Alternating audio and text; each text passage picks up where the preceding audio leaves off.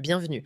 Aujourd'hui, je voulais vous parler d'une approche très concrète pour gagner du temps et fiabiliser vos opérations sans alourdir votre stack technique. Automatisez vos workflows avec des outils visuels capables de comprendre du texte, de classer des informations et de déclencher des actions de façon beaucoup plus intelligente qu'un simple enchaînement de règles. Ce qui change dans un contexte business, c'est qu'on ne se limite plus à si un formulaire est rempli, alors envoyez un email. On peut traiter un message entrant, en comprendre la demande, l'orienter au bon endroit et alimenter vos outils de suivi automatiquement. Résultat, moins de tâches répétitives, moins d'oubli, plus de vitesse d'exécution. En pratique, trois plateformes reviennent souvent.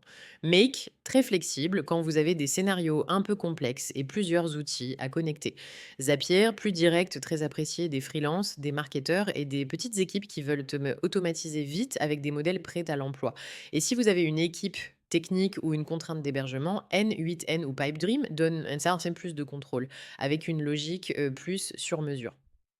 Prenons des cas d'usage concret. Pour un freelance ou une petite structure, vous pouvez transformer une demande entrante en process complet.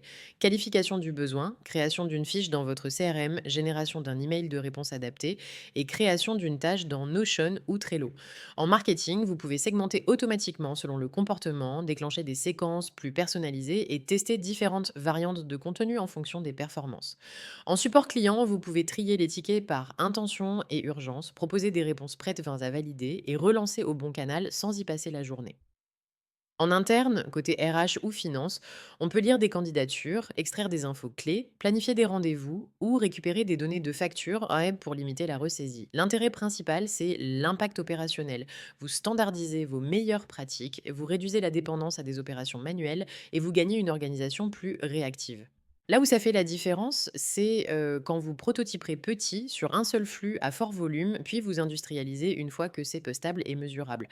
Si ce type d'optimisation vous intéresse, pensez à liker, à vous abonner et à activer la cloche. Et si vous voulez, dans une prochaine vidéo, je peux vous montrer des exemples de workflow prêts à l'emploi pour une PME, un marketeur et un freelance.